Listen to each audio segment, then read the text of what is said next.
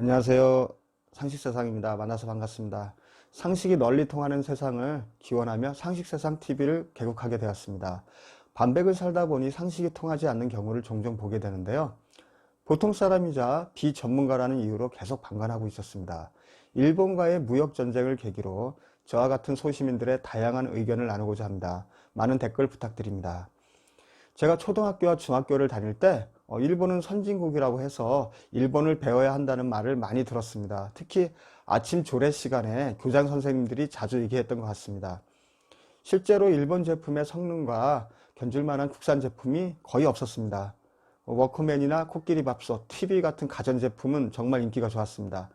게다가 일본 사람들은 예의가 바르고 질서를 잘 지킨다는 얘기 정도는 다들 들어보셨을 겁니다. 1988년도에는 제가 금속과를 다녔는데 일본의 소재공학이 저희보다 10년 이상, 심지어 베어링 같은 경우는 20년 이상 앞섰다는 얘기도 들었습니다. 1996년에는 일본에 배낭여행을 갔었는데 내비게이션이 출시되었고요. 그 당시에 우리나라 돈으로 한 200만 원 정도에 팔렸던 것 같습니다. 그리고 다마고치 게임과 스티커 사진이 유행했는데 몇 달 뒤에 그 물건들이 우리나라에도 들어왔습니다. 아주 큰 인기를 끌었어요.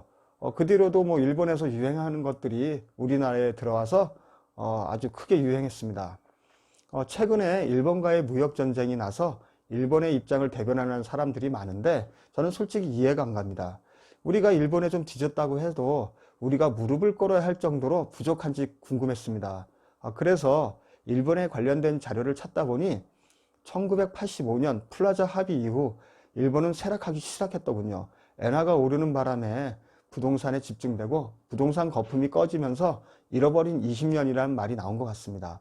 그러고 보면 최근에 일본 제품을 산 것은 소형 녹음기나 USB 메모리 정도였던 것 같습니다. 가전제품의 경우에는 일부러 일본 제품을 찾은 적도 없고요. 오히려 샤오미 제품을 더 구입했던 것 같습니다. 일본에서 일하시는 그 롯본기 김 교수님은 교수이면서 사업도 하는데요. 2000년대까지 일본이 앞섰지만 지금은 아니라고 합니다. 아직도 팩스와 편지를 쓰고 있고 인터넷을 설치하는데 한 달이나 걸린답니다. 형식과 절차에 얽매여서 서류에 글자 하나만 틀려도 처음부터 다시 써야 한다는 것입니다. 화이트 같은 걸 쓸 수가 없대요. 게다가 회의를 많이 하는 이유는 책임질 일을 하지 않으려 하기 때문이랍니다. 지시를 잘 따르기 때문에 지시를 할 때는 명확히 해줘야만 한다고 하네요. 문화 또한 지금 한국이 오히려 더 앞서가고 있다고 말합니다. 세계 1위의 오명도 많은데 정신병원이 12% 이상으로 세계에서 가장 많고 15세에서 24세 젊은이의 자살률이 세계 1위, 반려동물 살처분 수가 1년에 30만 마리로 세계 1위, 농약 사용률 또한 세계 1위, 수돗물 염소 사용량 세계 1위, 식품 첨가물 숫자가 우리보다 4배 많아서 또 세계 1위랍니다.